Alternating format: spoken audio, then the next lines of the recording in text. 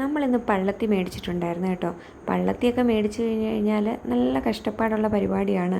ഈ കുഞ്ഞു കുഞ്ഞു പള്ളത്തി ഇരുന്ന് വെട്ടിയെടുക്കുക, പിന്നെ അത് ക്ലീൻ ചെയ്തെടുക്കുമ്പോഴത്തേക്ക് നമ്മൾ അത്യാവശ്യം ഒന്ന് ക്ഷീണിച്ചിട്ടുണ്ടാവും കേട്ടോ. അപ്പോൾ പള്ളത്തി നമ്മൾ ഉണക്കമീനാക്കി എടുക്കാനാണ് കേട്ടോ. അപ്പോൾ ഇത് വെയിലുള്ള സമയത്തായതുകൊണ്ട് തന്നെ നല്ലതുപോലെ നമുക്ക് മീൻ ഉണങ്ങി കിട്ടിയിട്ടുണ്ടായിരുന്നു. അതുകൊണ്ട് തന്നെ ഇപ്പം നമുക്കത് മീൻ പൊടിയായിട്ടും പിന്നെ അങ്ങനെ തന്നെ വറുത്ത് നമ്മൾ കഴിക്കാറുണ്ട് കേട്ടോ. ഉണങ്ങിക്കഴിയുമ്പോൾ വളരെ കുറച്ചേ ഉണ്ടാവുകയുള്ളൂ. പക്ഷേങ്കിൽ വെട്ടിയെടുത്തപ്പം അത്രയും ഉണ്ടായിരുന്നു എങ്കിലും ഉണങ്ങിയെടുക്കുമ്പോൾ മീൻ നല്ലതുപോലെ ക്വാണ്ടിറ്റി കുറയും കേട്ടോ. പിന്നെ നമ്മൾ ഇന്ന് ഒരു മത്തിക്കറി വെക്കാമെന്ന് വിചാരിച്ചു. തേങ്ങ അരച്ചിട്ടാണ് കേട്ടോ നമ്മൾ കറി വെച്ചത്. തക്കാളി ചേർത്തത് കൊണ്ട് തന്നെ നമ്മൾ കുടംപുളി ഒന്നും ഇടുന്നില്ല. ഇനിയും പുളി കുറവുള്ള തക്കാളിയാണെങ്കിൽ കുടംപുളിയും കൂടെ ചേർത്തോളൂ കേട്ടോ.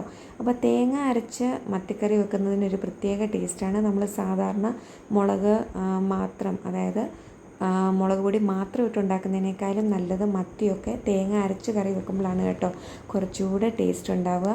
ഇന്ന് നമ്മൾ കോവയ്ക്ക മെഴുക്കുവരട്ടിയാണ് ഉണ്ടാക്കിയത്. ഒരു ദിവസം കോവയ്ക്ക മെഴുക്കുവരട്ടിയാണെങ്കിൽ ഒരു ദിവസം തോരൻ, ഒരു ദിവസം തീയൽ, അങ്ങനെയാണ് കേട്ടോ നമ്മൾ പ്ലാൻ ചെയ്തു പോകുന്നത്. നമ്മളുടെ വീട്ടിലെ തന്നെ കോവയ്ക്കയാണ് കേട്ടോ.